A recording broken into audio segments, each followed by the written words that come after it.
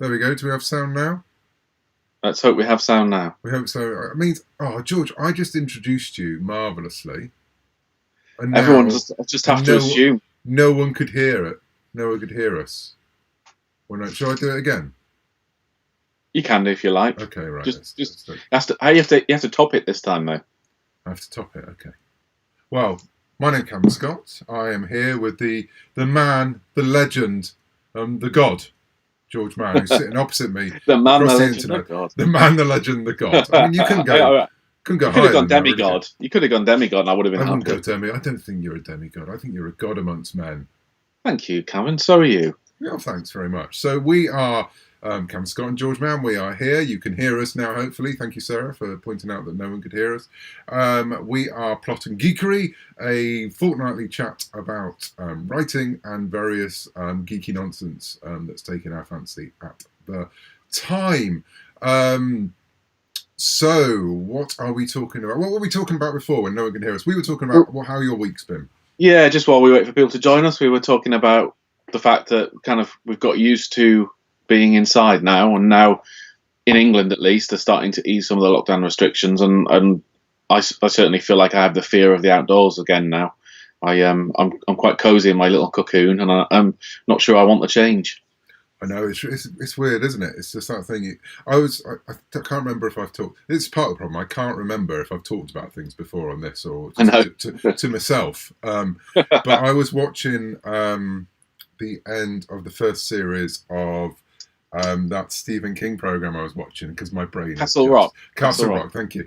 And I was going, I can't work out why this is weird. I can't work out. I mean, I knew why it was weird. There was all kinds of nonsense going on, but just the general scenes of people on screen together, and then I worked out that's what it was. No one was social distancing, and they were near each other. And part of my brain was going, "That's not right. That shouldn't be the way it works." And so, so that was very odd. So I have become acclimatized really, really easily. Yeah. So me and Fiona were watching on Saturday Kitchen, which is for anyone in the States, it's like a Saturday morning live cooking show that they do for a couple of hours, and they're still doing the show, but they're social distancing. They have one of the guests on the telly and another guest at the table, and then he's cooking. And they said, we're going to cut now to a pre-recorded sequence, which was done before social distancing. Right. And suddenly they're all sat around, and it just felt wrong. Like you're saying, he's touching the guest on the arm and patting them on the back, and they're all crowding around eating from the same plates to try the food. And I'm like, this is so wrong. It does make me wonder. I don't know if you've been thinking the same, but if social distancing becomes the norm for the time being, and today the World Health Organization was saying this could be it. We could be stuck with this virus for a long, long time.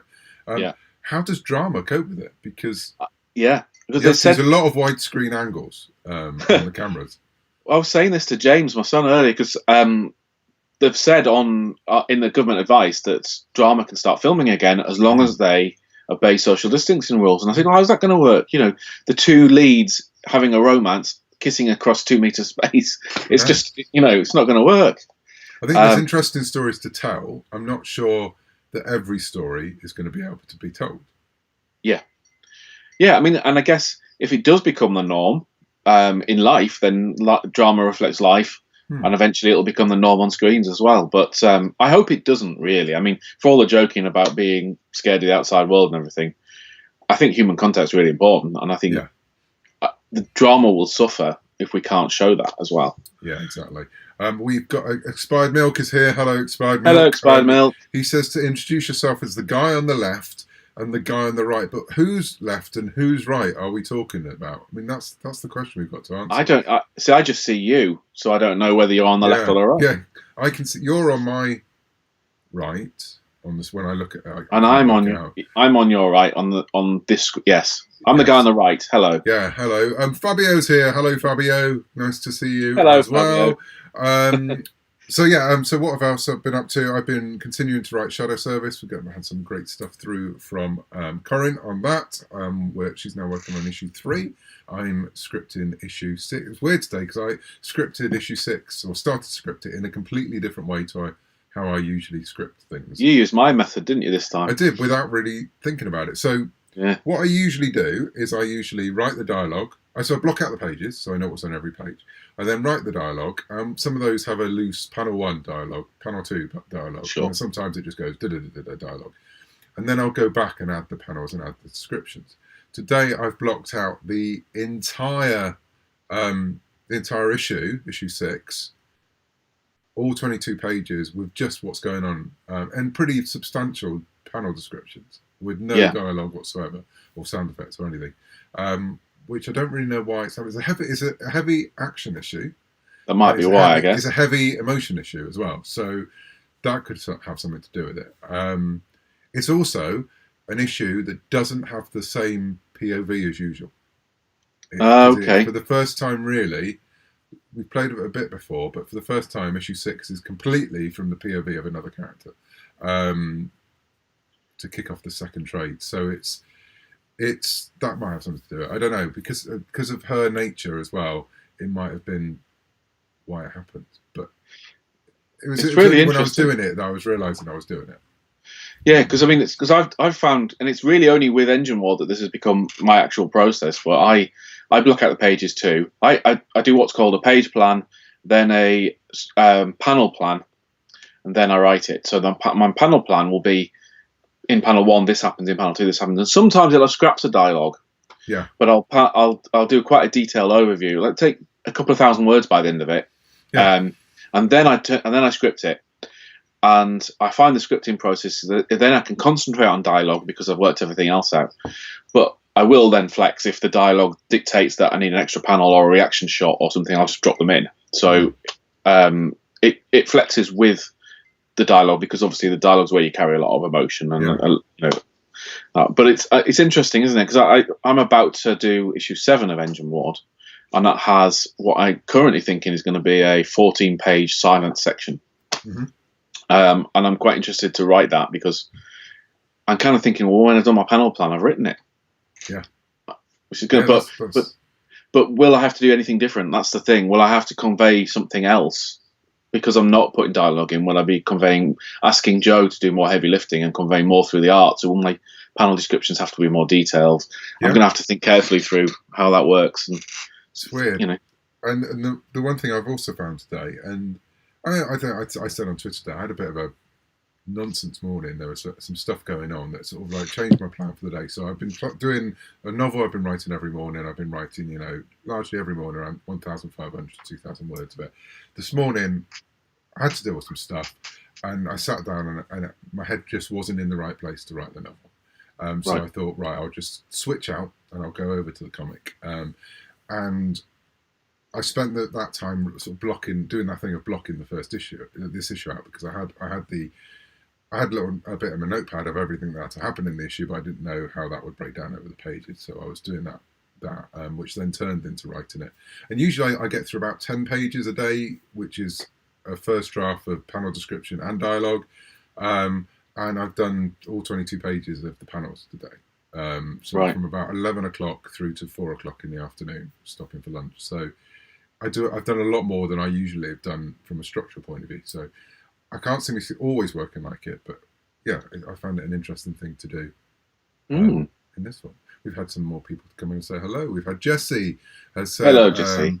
I think they wing it. How wrestling is wing it. They do social distancing and they start wrestling in the match. They do circle themselves, don't they? In the ring. Matthew says, "Hi guys, I'm glad to join in." We're glad to have you, Matthew. Thank you.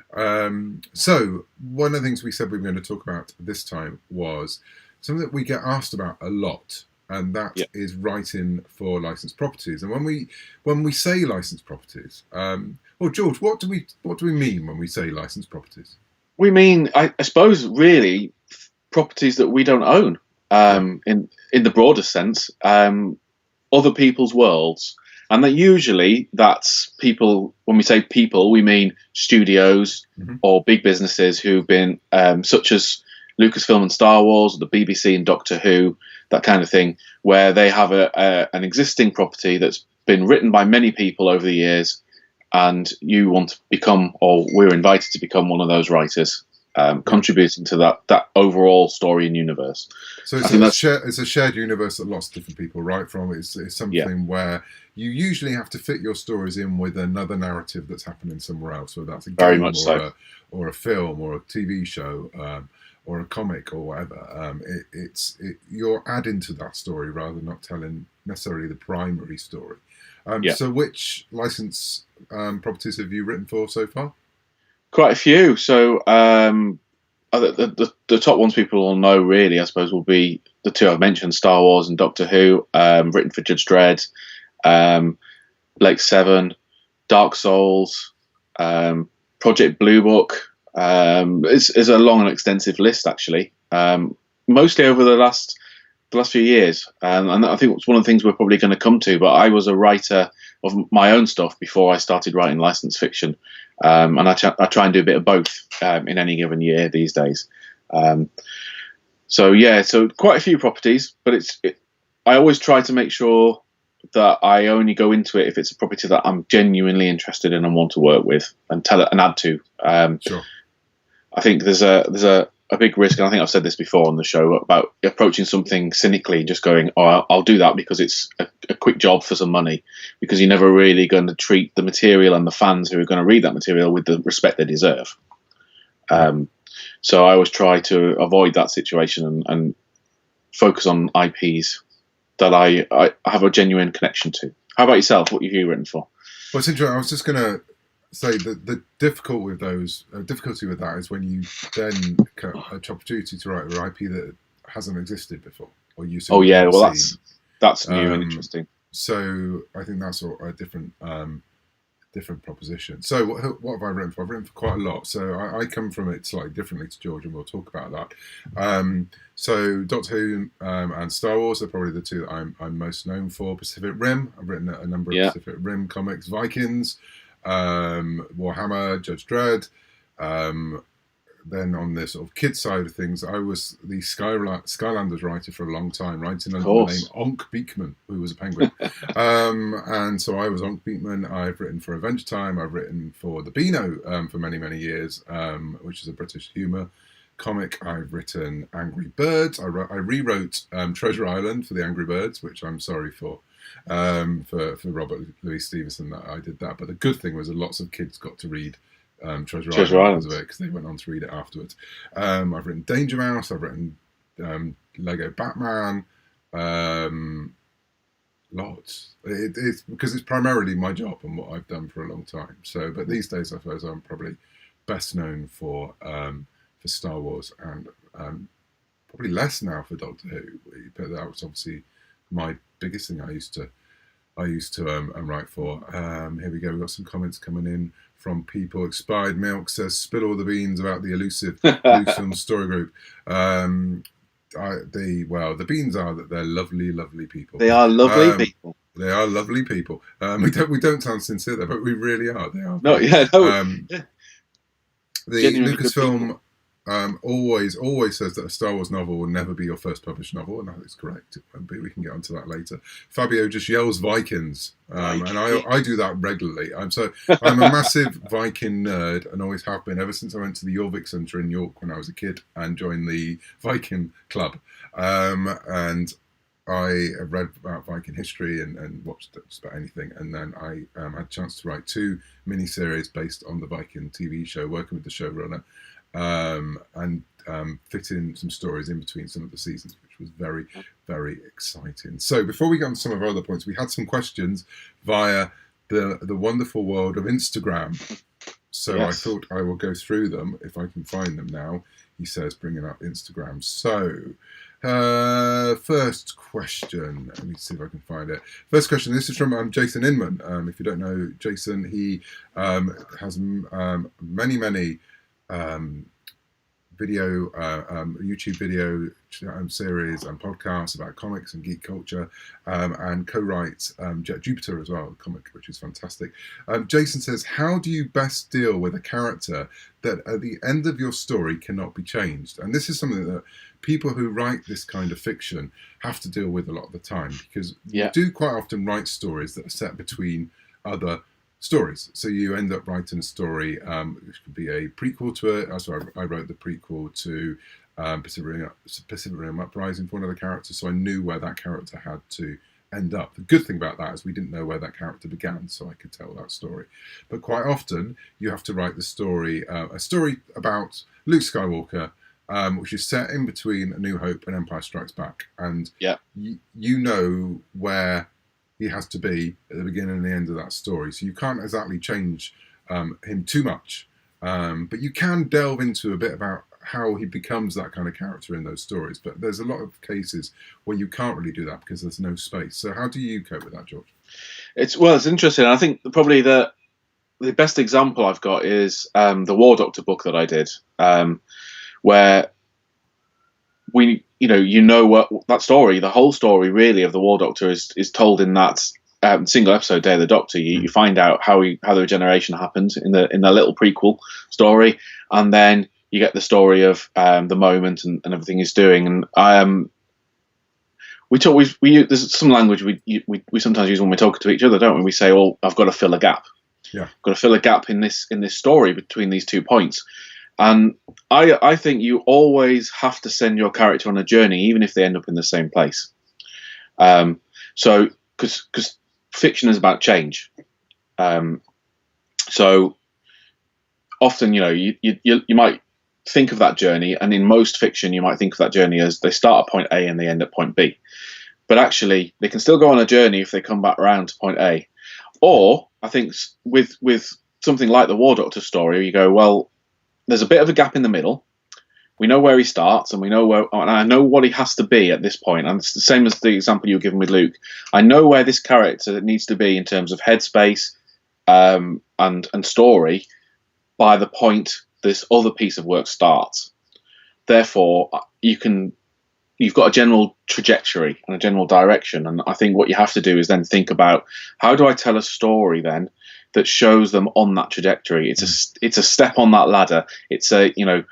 Because if you start trying to do something different, that's where you're going to come across, because it's not going to feel like Luke or the War Doctor, because you go, well, how can he get from being the happy-go-lucky person he's here to wanting to commit genocide of the Time Lords here? Yeah. It doesn't work. So you have to say, okay, well, he's clearly on a dark path. So my story has to take him darker. I have to start him lighter and get him to darker. So therefore, okay, that's his character arc. How do I then build a plot around that? So, and it goes back to what we were talking about pitching last week. I think the best thing to do is always start with the characters. Yeah. What's their story? What's their motivation? Where are they? And then build a story out from that, rather than going, I've got a plot, a great idea, it's X, Y, and Z. Oh, this character doesn't fit in that story anymore because he's got to be at this point in the following material. Yeah, and I think actually you mentioned the Doctor, and I think the Doctor's a really good example, because the Doctor very rarely changes, other than the fact every few years literally changes. But the character itself is pretty standard and throughout, and especially when you're in the middle of an incarnation.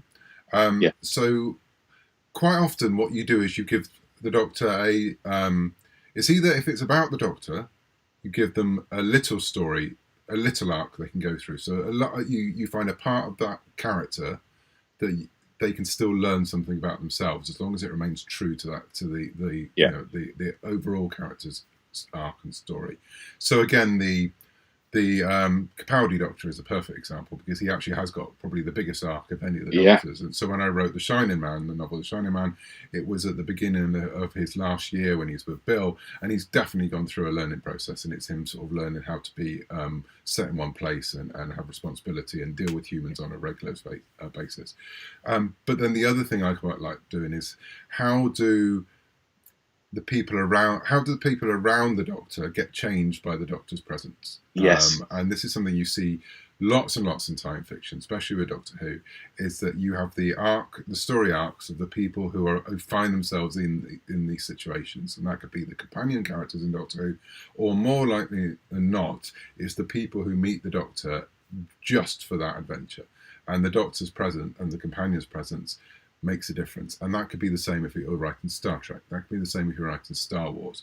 You put that character into a new place, and even though the characters themselves can't grow too dramatically, and you can't change them, and you have to make sure they're exactly the same, when you put them back in the box at the end, the world has changed because of them, and I think that's what gives the story some momentum. Because as long as there is some change, the story's worth telling. If there's no change, that's not a story, as George said.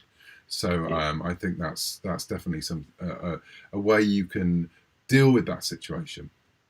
Yeah, I think that's really important, and certainly with Doctor Who, that was always the case, wasn't it? Actually, what the Doctor does is he's a catalyst for change in any given scenario he walks into, be that the colony in space, something going on. He walks in, and by the end of the story, the crime has been solved, or the oppression has been stopped, or yada yada yada.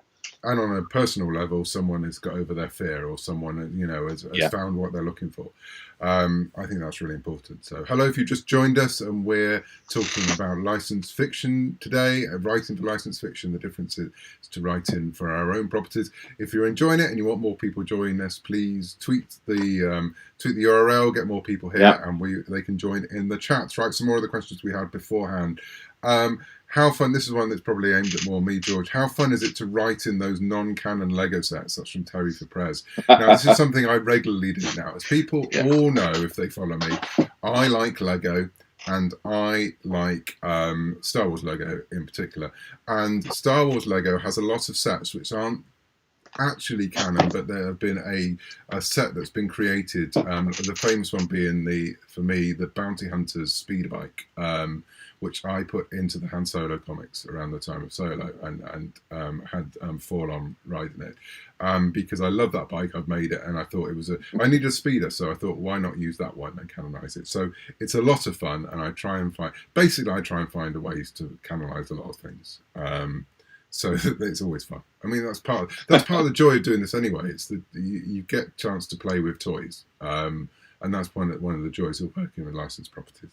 So that was Terry for Prez. Thank you very much for your question. Stephen75 on Instagram says, how much freedom do you have when writing licensed properties? It's a good question. Very good question. And it's quite a broad answer, because it really depends on the property and the people you're working with and the stories you're telling. For example, Star Wars. So if I'm writing a story about Barriss Offee, it has to fit within the timeline of her life, compared to, say, the Myths and Fables book, which I did, which was actually, I had very broad freedom because I was telling stories through a mythological lens.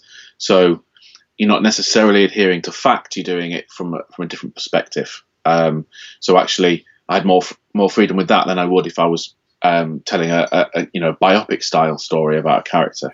And again, I think it depends on how developed the property is as well. This is something that you were kind of referencing earlier, but often, I think both of us have done this a number of times, work with a studio who are creating a new property that's going to be a splash, either as a TV series or a video game or something, and you get brought in early to be involved in writing time material that comes out alongside the launch. So often we'll find, or certainly in my experience, find there's less that's been written about or set in stone at the point you're writing. So you can often have a bit of freedom, and sometimes you help set that element in the Bible. You might say, well, to tell the story that we've been discussing, that you've asked me to tell here, I need to define these three things. Is it okay if I define them like this? And sometimes they'll come back and say, yeah, let's have a conversation about that. Yes, it's fine for you to do that if you do this, this, and this to them. And then suddenly what you've written is part of the canon of the show. And that happens, across all different properties you're working on. But I think when something's fledgling, there's often more chance and more opportunity to do that. So you've got a little bit more freedom than perhaps something that's been going on for 20, 30 years and there's lots and lots and lots of existing material, because then you have to make sure that you respect that material that's already out there and already established. Yeah, and I mean, I definitely agree with that. So 2 examples I had was, right, for the kids side of things, right, Skylanders, there was nothing really when I started Skylanders. There was, little bios of each of the figures, and that was it. The world the Skylands hadn't been developed at all. The other one was Angry Birds, not so much Treasure Island, because obviously I had a lot more freedom with that because it was the characters playing the characters from Treasure Island.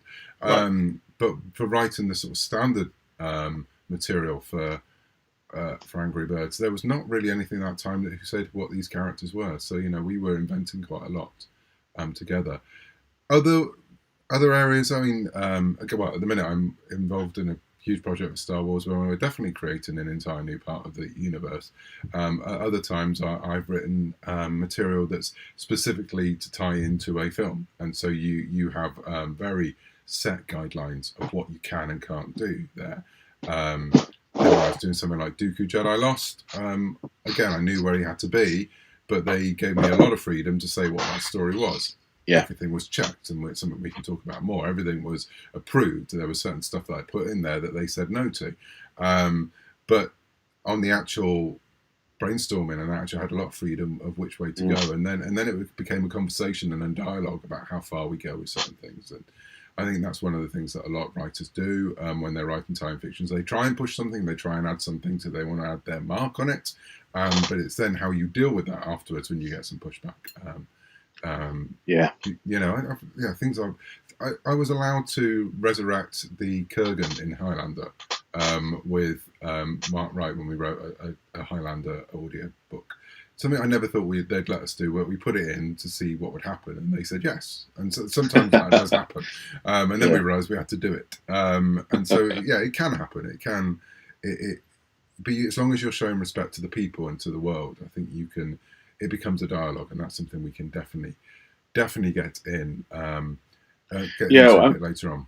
We're going to basically talk through the process, aren't we? I think that's our intention. Once we've talked through these questions, and we can definitely touch on that again. Sure, we've got a few more comments that have come in. Expired Milk said he was pleasantly surprised by the Star Wars comics. For some reason, it never occurred to me how interesting stories between the original trilogy films could be. Catching up through quarantine, that's a good thing to do during quarantine. I mean, the good thing about the original trilogy is that there are nice gaps, and the characters do change quite a lot between each film. So there's lots of ways to tell stories. I was fascinated with what Greg Pak said at the last con we were at, which now seems an eternity ago. I know, a long time ago. Con. I think it must have been New York, and he was saying about when he approached writing the new Darth Vader comic, and he was like, well, I'm now the third person to write a Darth Vader comic in a run. What difference can I make? What can I bring to it? And then he watched the beginning of Return of the Jedi and realised how different Darth Vader is in Return of the Jedi. He barely kills anyone, whereas Empire, he's killing people willy-nilly, just looking at him wrong.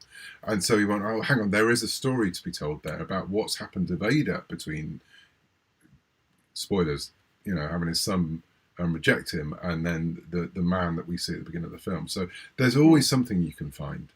The Star Wars Refuge is here, and they say hello. Hello. So hello back. Hello. Good to have you here. Is High Republic somewhere in between? We know where things end up 200 years later, but the reason we go so far back is to give you more freedom. Exactly it. We were asked to come up with an area of the galaxy which would be ours to explore, and so that's exactly what we did. So we are talking about writing licensed material, licensed fiction.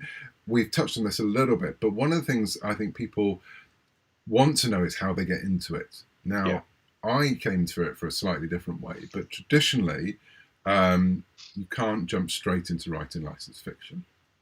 Traditionally, companies want you to be able to show that you can write a story, that you can finish a story, that you have a good track record of writing good material, material that is well received, and then you get invited to write for certain properties. That's certainly what happens with Star Wars. And it scales from there as well, doesn't it? So once you've written successfully for one or two properties, bigger properties will then look at you as well and go, oh, well, he's done a good job with X, Y, or Z. Maybe we can sound him out about our property. So quite often we get asked, how how do I write this? How do I get to write Star Wars? And the sad fact is, you usually have to say is go and write some books of your own, Yeah. and write your own material, and then hopefully you'll be in a position where they can come to you and ask you to sometimes audition for a piece. Sometimes you have to write a piece. That's what I had to do with Star Wars. I had to write a couple of paragraphs of what became the beginning of Adventures in Wild Space, but actually is wildly different.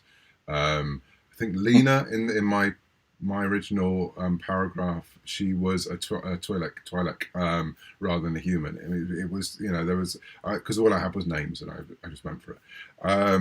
So that can happen quite often, and all the time. Usually, you have to pitch for an idea, and you have to put through what your ideas are going to be. But usually, you've had to come from having an established career. Now, I came to it slightly differently because I came to writing licensed material back around 99, 2000 through Doctor Who, when Doctor Who actually was a moribund license. No one knew what to do with it. It wasn't on telly, and no one ever thought it would come back on telly.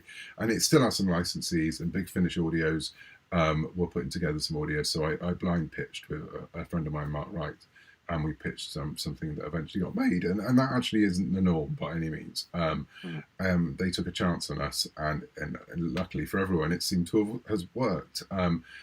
But again, then I had to prove to other people that I'd written this Doctor Who thing, then I can write other things as well. And so I've gone sort of the other way. The difference being I was still a writer beforehand because I was a magazine journalist, so they could still see I could meet deadlines. They could still see I knew how to take edits.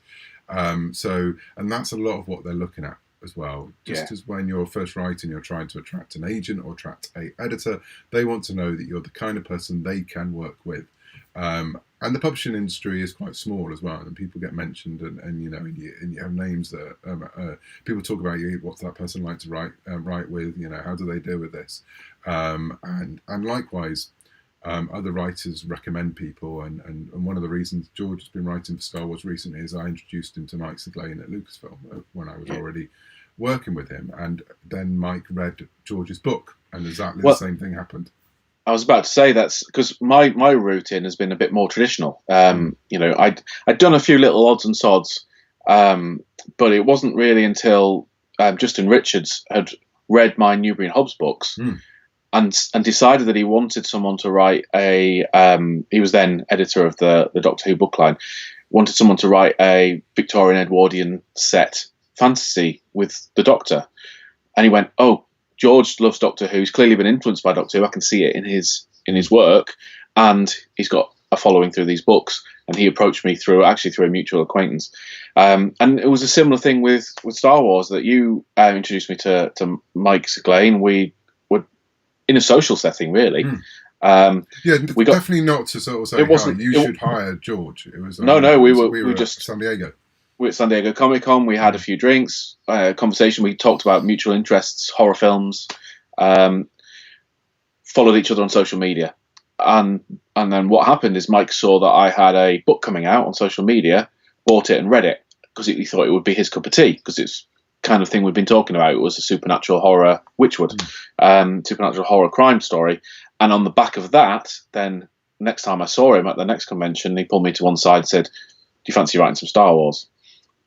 So in that instance, it wasn't even a case of having seen that I'd written for other properties, which I'd done quite a lot of before that point. It was actually, again, going back to my original fiction, seeing it, liking it, and wanting to then engage me on Star Wars, which is more the traditional thing that we're talking about, isn't it? It's about having a career and then being invited, because that's that's kind of the next point, isn't it? It's usually an invitation. It's not a blind pitch. Your example's a rare one. Yeah, exactly. And as I said, beforehand, I was still a working writer. I was still, writing was still my job. So I was within the realm. It wasn't that it was suddenly I was going from, working in a restaurant and then to writing an audio drama. There was, I was used to the publishing world. And I think that's the thing that George alluded to then, that 9 times out of 10, you have to be asked to write for a property. You can't go to that property and say, "Hello, can I write for you?" That has happened. That's why I said 9 times out of 10, And again, once you've started to write for more properties, it happens more often than not. But usually you have to be asked to pitch for something, and it's not even to be asked to be right for something. You have to ask to be pitched for something. So they say to you, "I've got a slot here to write for such and such. Would you like to pitch some ideas?" And you could be pitching up against other people. George and I have pitched for the same slot on the same project, independent of each other. It's something that happens time and time again, but it's always that invitation. I say always, but usually that invitation to pitch, and you don't know that you're going to get the job. You have to pitch an idea, and they have to like the idea, and that's just the beginning, really, of the process. Is. Yeah, George, you talked about. We're going to go through the process. Shall we start at the very beginning? So, where you're approached and you want to pitch for a comic to do with a certain TV show. Let's just say what's something that neither of us have worked on, and it's the kind of thing they would never probably do a comic for. I now can't think of a single thing. So as Citizen Kane, the people who own the rights to Citizen Kane come to you and say, right then, George, we want you to write the official Citizen Kane prequel comic. What's the next steps? The next steps are research for me. I say, so you have a conversation with them. You say, okay, I'm interested in pitching for this official project. Have you got any suggested direction? Is there something specific that you're looking for? Because sometimes it might be, no, hit us up with ideas for what the prequel could be. Or it might be, yes, we want it to have this character and to have this sort of story and this sort of element to it. And then you've got some benchmarks. So they might say, we want a very personal story, but it has to have a big fight scene in it. Yeah. Okay, right. Now I know that. I'll figure out the shape of the story from that. Then it's going back to the original source material always. Go and watch the film again. Mm-hmm. Maybe get hold of the script if you can and read the script, because then you're getting a different insight into the story and how the characters were put together. Then it's also a case, and it wouldn't be the case with Citizen Kane, but it might be if you were doing, I don't know, Jason King. People probably won't know who Jason King is, but they should go and find out who. They should go and find out, because you might find out actually there is existing material out there, spin-off material as well. Yeah.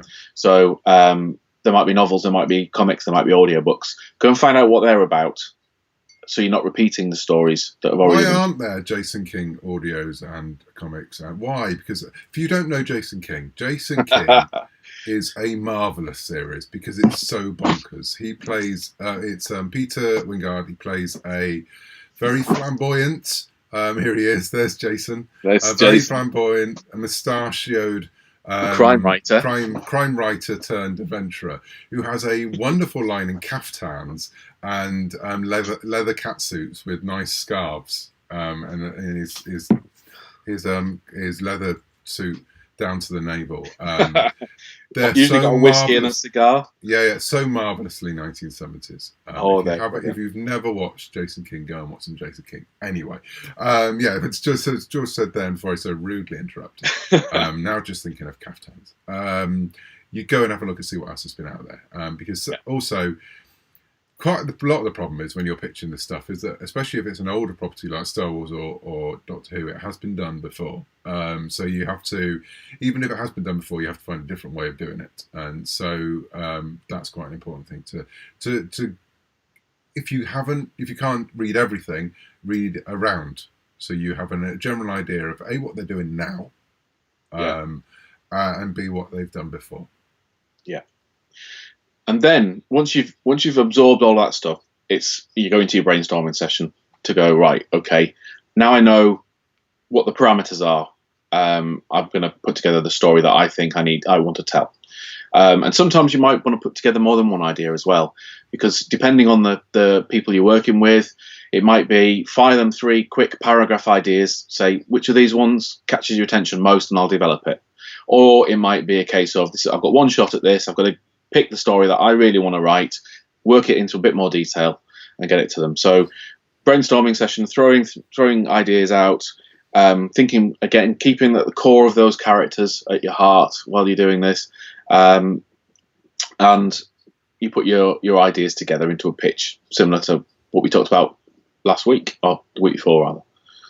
Yeah, and then what, then the biggest part of it is the waiting, because when you're dealing with a licensed property, especially for a big licensed property like Star Wars, so many people have to read this pitch. It has to go through the editor who's asked you for it in the first place.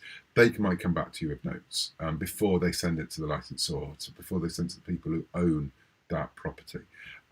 So they have to make sure it's perfect in their view to send on, because it's also it's their reputation and their relationship that's at risk as well if they send something that's not quite right. And sometimes you can stumble at that hurdle.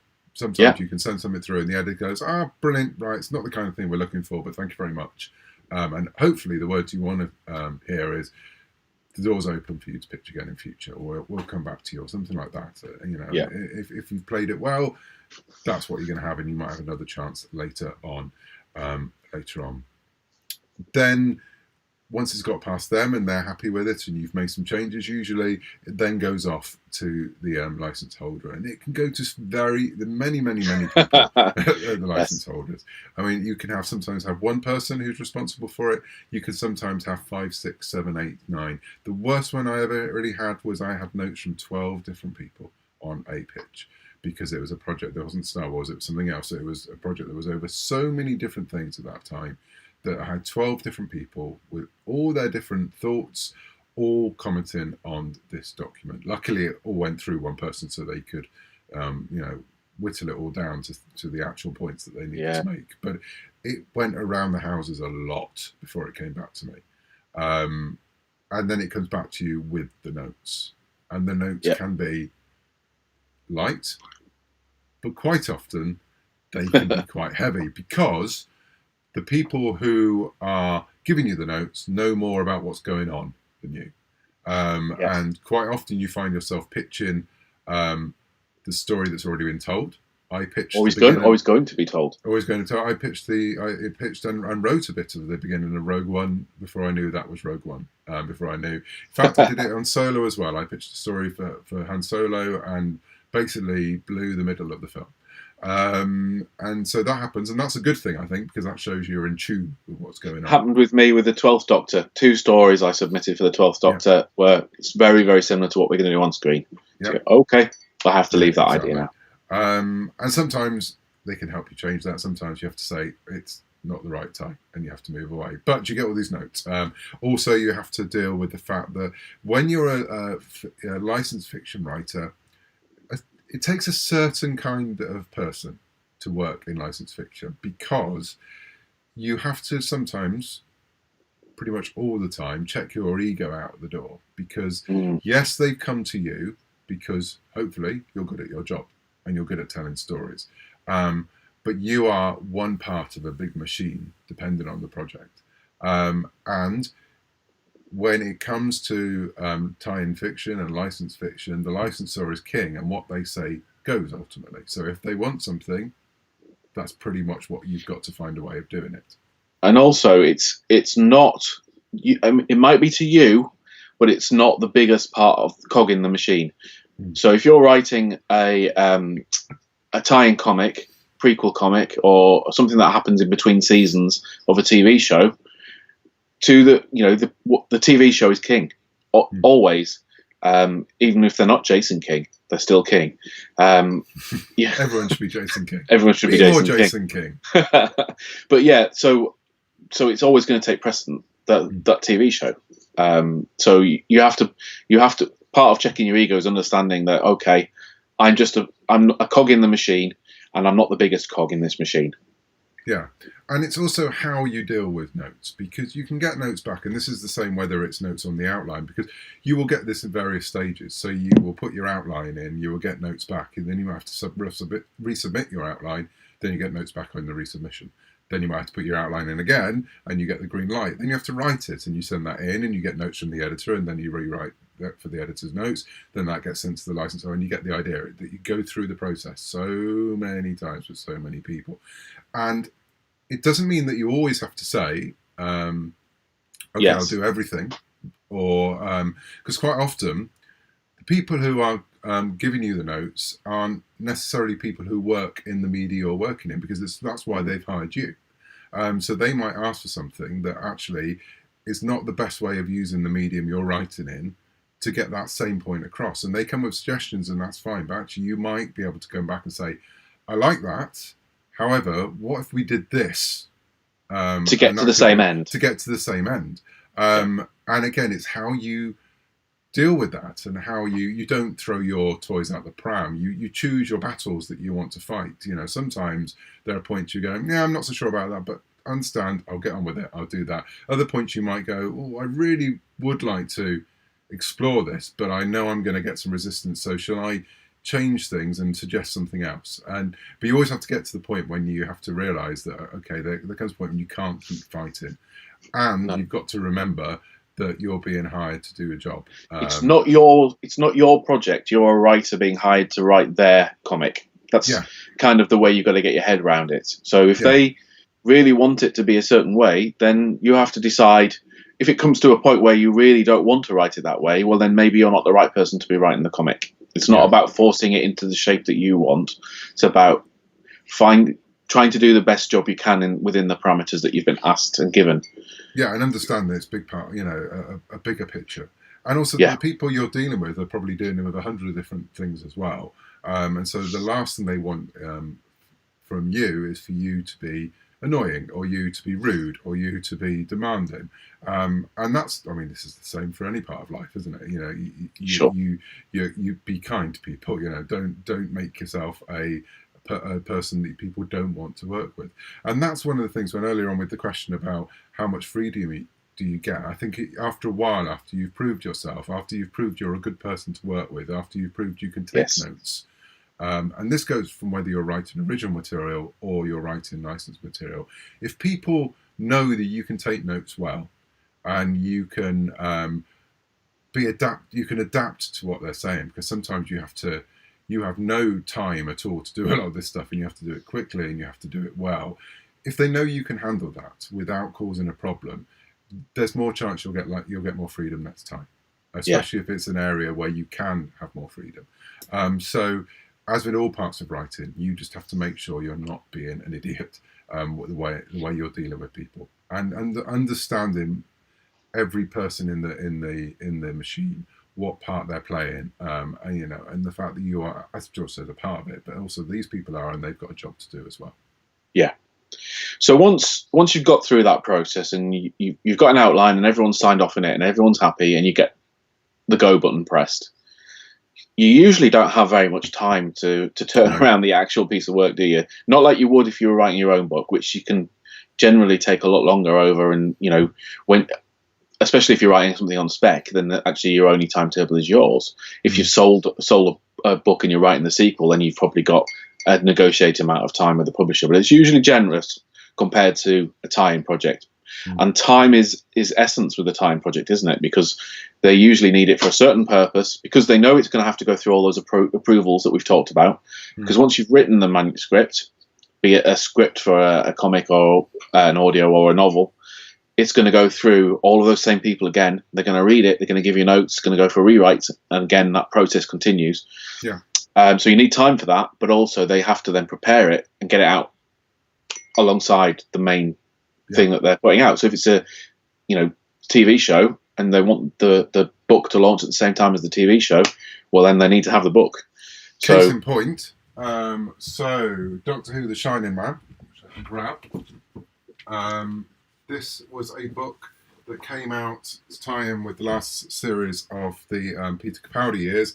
I had 4 weeks to write that from scratch, and pretty much including that period to do the edits as well. 5 on that one. When actually I didn't know what the scripts were going to be for the series, and we didn't know the way the Doctor was going to be played. And the day, Johnny Morris was one of the other writers who was writing the 3 of these. The day before we were due to submit it, we had a chance to go to Cardiff to see the first episode of that series, which is called The Pilot, because it was a bit of a relaunch, and it was also a bit of a play of what was going on. We had a chance to watch it, an early edit of it. And that was the day before we had to submit the book. And we looked at each other and realised that we were writing the Doctor wrong. because we were writing the Doctor how he had been before. And we were writing the Doctor as actually was in the scripts a lot of the times. But when we saw Peter Capaldi's performance of the Doctor in that season, it was subtly different. It meant we had to go away and overnight pretty much give the book a skim to readjust the way the Doctor was relating to people. So that shows, again, you have to be able to think on your feet when you're writing licensed fiction. You have to be able to get new information very quickly, because also the other thing can happen quite regularly is you're writing something to tie into a film, to tie into a game, to tie into a TV show, and they make a change on that film or that TV show on that game, and suddenly your story doesn't make sense anymore because it doesn't fit. So you have to, they come to you and say, slight problem, and this has happened to me on a couple of projects, slight problem, we have to pivot this character, or we have to remove that character, or we have to put in a new character. And in hardly any time, you have to go, right, okay. And I think the best way of doing this and the best way of doing any kinds of rewrites is you don't reply straight away. You read it, you have a little weep, you get angry, you go for a walk, you make a cup of tea, and then when you've calmed down a bit, you can usually sit down and write an email or get on the phone and say, right, this is how we're going to do it. There have been times when I've been writing emails to people going, there's no way we can do this because of this reason and this reason and this reason. And in the email, I'm going, unless, of course, we do this. And if we did that, we can do that. And if we pull over this, that could happen. And I realised by the end of the email that luckily I haven't already sent, I've completely done what they've asked for. So I can just delete all the bit at the beginning when they're seeing me going, and they will never see that. So they've got me coming up with a solution going, okay, this is what we're going to do. And so it's that thing of stepping back and breathing for a minute. And George and I do this all the time. We scream at each other and say, do you want to chat for 5 minutes? And then we have a chat and we talk it through. We might not talk about the intricacies of the story because we can't, and we're not allowed to, but we can talk about the situation and what's happening. And exactly. Just saying it out loud actually helps you get it into perspective sometimes. Yeah, and I mean, we've both got examples of this, but there's an example. I can't say what series it is, but there's a series that I wrote for when it was in pre-production. I had all the script and early rushes of a TV series. I wrote a whole kind of season's worth of comics, and then they made some very drastic changes to the series, and the structure of my comics completely collapsed.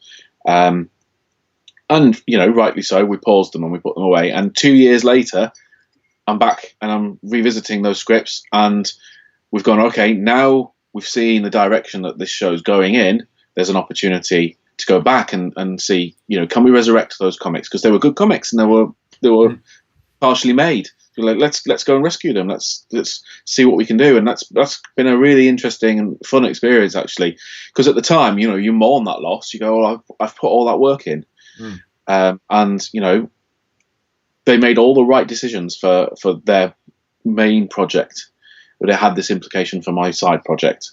Yeah. Okay, and you come to terms with it, but then sometimes you lose that project and it's just gone. But in this instance, 2 years later, it's back, which is great.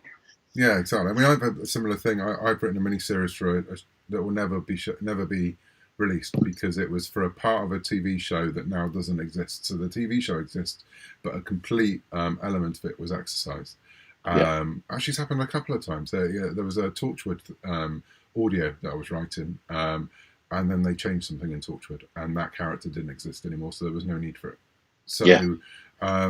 So in the case of the comic series, that series is written and it exists on my computer, and it will never see I've written a lot of comics that, because of this kind of situation, will never see the light of day because things change. But again, that's part of it's horrible, and you feel like, I've put all my life and soul into this, and it's not going to happen. But again, you take that moment, you breathe, and then you get back on the horse and you try again. Because again, it's nothing personal. It's nothing to do with you. Exactly that. Your work. It's to do with the fact that the larger project on the whole has changed. And I think that's the thing to remember through all of this. And we are running out of time, so we are going to have to start wrapping things up. But it's not personal. So when you're dealing with a property And these kind of things happen. And even if it's not these kind of things, when you have a note that you don't like because you don't think it's something that, that should have been said or whatever, and you don't understand the wider picture, it's not about you and it's not about your writing. It's about other things that are happening, and you have to adapt within that. Absolutely. And I said sometimes you can push back, and sometimes, if you push back in the right way, sometimes better things happen because you both come up with an idea that's better than the original idea and the thing they were asking you to edit. But again, it's how you deal with the situation, and that's why being a licensed fiction writer takes a certain kind of person. And one thing I just wanted to add there is, because often when a project happens like that and it gets cancelled, you do usually get paid. And I think it's important to point out about the way payment for stuff for tie-in fiction works, because it's usually a flat fee that's agreed up front, and that's that. Whereas when you write your own book and sell it, you'd usually get an advance and then a royalty, and that you own that property, and that property can keep earning for you forever, as long as the book's in print. Whereas with a licensed piece of work, it's usually a flat fee that's agreed. It's a one-off fee, and you get that fee on delivery. And often you'll find, if you get to a point where you've handled things well with the licensor, your relationship's good, something dramatic has changed in the way that the show or whatever it is working, and your project now no longer works, well, they usually still pay you your fee if you've got that good relationship with them, because you've done the work to the specifications that you were given. Yeah, or there's something called a kill fee, which when absolutely. When a project goes and it's no one's fault, it's just the project's gone. There is usually something in a contract, you get a kill fee, which isn't the full amount, but it's a pre-agreed amount that if the project gets killed, you get the kill fee. So a couple of comments here. Expired Milk says, professionals writes a whole book in a month, me writes a chapter in a month. There's nothing wrong with that. There is absolutely nothing wrong with writing a chapter in a month. That is a situation where I had to write it. It was my day job, and that's the period I had to write it. And I've been doing this for a while, so I could write that. A few years ago, I wouldn't be able to do it. And I don't. It's not something I particularly want to do all the time either. That book in particular nearly. You do it for the right projects. It's like I said with the War Doctor, it was a week to plan and 5 weeks to write, and it's the same process. And I wouldn't want to do that every day. No, exactly. But always, as we say, don't compare yourself to what someone else does, because actually, what's important is the fact you're writing that chapter. Whether you're writing it in a week, a month, a year, 3 years. You're writing it, you're pushing the story on. Full momentum. That's the important thing. Fabio, you said, how was it going from being a magazine journalist to writing a book? Do you have any advice about making the jump? I have lots of advice about that, Fabio. We are running out of time, so if it's all right with you, I think that's something we can look out into the next show. Which, actually, talking about the next show, I'm going to surprise George here because there's something we've been talking about, but I haven't actually told him that it's happening. So we're having our first guest next time on the show. Brilliant. To continue the conversation about writing licensed fiction, Mark Wright, who writes a lot of wonderful Doctor Who fiction and Star Wars non-fiction. He's written Star Wars non-fiction for the Star Wars Insider. He writes Star Trek as well. Lots and lots of non-fiction TV and film work. Lots and lots of fiction in Blake 7, in Doctor Who. We worked together for a long time on various different projects. He's going to join us so we can talk about all this as the three of us. Fantastic. The three of us have known each other for what seems like forever as well, so we thought it'd be good to have Mark along. And also it means that you haven't got to listen to our voice all the way through. So that's always a good thing. If you have got any other questions, fire them over to us. Put them in the comments for this video. If you want to like the video as well, that's always a really good thing. Thank you very much. You can contact us on Twitter and Instagram. We'll say in a minute where you can find us. But keep the questions coming, and we can return to the subjects or any of the subjects we talk about in future shows. That's no problem at all. And we're there all week as well on social media. So you don't have to wait till we announce a show to ask your question. You can pop it on social media for us. We'll bank it, and we'll come back to it in the next show as well. Yeah, exactly. But before we go, one thing we do want to always do is talk about the things that we are geeking out on at the minute, the things we're enjoying, and hopefully you can give it a chance to see the things you're enjoying as well. George, over the last couple of weeks, what have you been geeking out about? So I've been geeking out. I think I showed you the giant book last time that I was reading, Toll the Hounds. Yes. By Stephen Epstein. I finished that book on Sunday, and it was as fabulous as it had been all the way through, but left me with a real hunger to keep reading as well. So I actually jumped straight into the next book on Monday and read an entire novel on Monday as well, and then a couple of novellas this week as well. So a Alistair Reynolds' Slow Bullets science fiction novel, and it was a lot of fun. So I recommend that. So and in terms of, we'll put a link in. We'll put a link in for you so you can find it.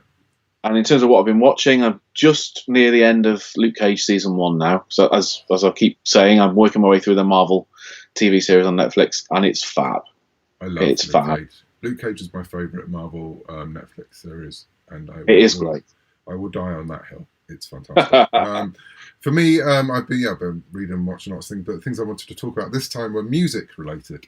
So I don't usually write with music going. I sometimes plot with music going, but writing I usually have to have silence. Now, that's quite difficult at the minute in the house because there's other people here, as I've talked about before. And so last time I talked about, I play a lot of ambient sounds, whether that's natural sounds like rainstorms, or as I said last time, I'm playing a Coruscant skyline sound. The last couple of weeks I've been listening to a lot of instrumental tracks. Now, the one I discovered yesterday, which I was very excited about, Harrow County is one of my favourite comics of recent years, and just by chance I have one of the omnibuses here. Cullen Bunn, Tyler Crook, it's published by Dark Horse. It is beautiful. Great horror series. It's fantastic. Yesterday, I discovered there is a soundtrack album, which I think Tyler wrote, and it's the most atmospheric instrumental music that ties in really well. It's wonderful for writing creepy stuff and atmospheric stuff and sad stuff. If you've read Harrow County, you will realise why all those things are important. And then on the flip side of that, I've been listening to some instrumental metal bands to when I'm trying to write something a bit more driving and a bit more metal-y. Is that a word? Metal, yeah. And one of the bands I've been listening to on iTunes is Polyphia, and the album particularly is Muse, which is great just to have in the background. And the other one is Explosions in the Sky. I've been listening to the Essential Mix on Apple Music. And both of those, and actually I said to George, one of the projects I've got coming up is a YA novel, a non-licensed YA novel, one of my own properties. And I've sort of found the album from listening to Polyphia. So I've got the soundtrack album. I've actually got the soundtrack track. If it was a movie, that's the track that's going to start it. That's amazing. So that means I can start listening to that and start thinking about that atmosphere. That's we'll put the links for those in as well. If you've got any instrumental tracks that you listen to when you're trying to block out the noise of the world, please do share them. I'm a big fan of instrumental music, and it would help. People who are still with us, is there anything in particular you've been liking at the minute? Anything you want to shout out and say what you've been geeking out to? What else have I been? I started watching the trip to Greece. Oh, the Greece, the fourth series. Rob Brydon and Steve Coogan, and I love that series. And they're still doing Roger Moore impressions. And are they? I haven't seen it yet either. Yes, they are. Come, Mr. Bond. And they're still doing Michael Caine impressions, and it's a very gentle bit of humour at the minute, which I think a lot of what we need. Yeah, it's nice. And similar to that, we watched This Country, which is a British BBC One. It's great, BBC isn't it? TV show about not that far away from where I live, and we've been watching that, which has been a wonderful, gentle way of getting through some of the evenings. So Star Wars Ruff, said I've been playing a video game called XCOM 2. It's my stress relief game, which. Oh, Matthew says Clone Wars. I'm sorry, Star Wars referees. Definitely, those stress relief games are amazing. We've been playing as a family Mario Party, which is probably completely different to most things, most computer games I usually play, but we've been loving it. Jedi Fallen Order for me. Yes. That's my game at the moment. Clone Wars, Matthew says. Absolutely. I've got 4 episodes left. So you're at the Siege. I'm just about to go into the Siege. I've seen the Ahsoka arc with the mechanic. Right. which was great. Really enjoyed it. So now, yes, I've got the Siege to go. I've waited. I thought I'm going to get Luke Cage finished, and then I'm going to do all 4 back to back. Right, so I think yes, it's a movie in its own right. It's probably some of the best Star Wars ever written and broadcast. I cannot wait. Fabio has suggested the Elder Scrolls soundtracks. Absolutely, I listen to those quite a lot. The other soundtrack I listen to a lot when I'm plotting is the Hellboy 2 soundtrack, which I love. Newbury Hobbs soundtrack. Newbury Hobbs soundtrack. What's that, George? So Brad Hoyt, who's a composer from based in the States, has written a soundtrack, or 3 soundtrack albums, one for each of the first 3 books of the Newbury Hobbs series, and they are fantastic. They are very good indeed. I actually now listen to it's kind of a weird feedback loop, because he was inspired to write the music because of the books, and I now listen to his music when I'm writing the books. Yeah, we'll put a link for those in as well. George, you need to give me all these links afterwards straight away. Expired Milk says doing a rewatch of Merlin, BBC One's Merlin, I'm assuming, on Netflix. Coincidentally, I showed my youngest daughter the first episode of Merlin recently. I think it's a great series, especially as it starts to get on a couple of series in. I think it gets really, really, really good. Really good. Matthew has just finished reading book 1 of June. First time reading it as an adult. Well, that's interesting. I wonder how with the new film coming as well. The new film, which looks amazing. It does. Incredible. Star Wars Refuse says Fallen Order is great. It is indeed. Fabio is loving reading Poe Dameron Free Fall by Alex Segura. I have read Free Fall, and it is brilliant. It's on my list. It's coming out in a few months' time. It's a great example of what we were talking about, of providing a history to the character which complements what we see on the screen, and ties in really well to everything else that we've seen from Charles's comic series to the films. It's been great.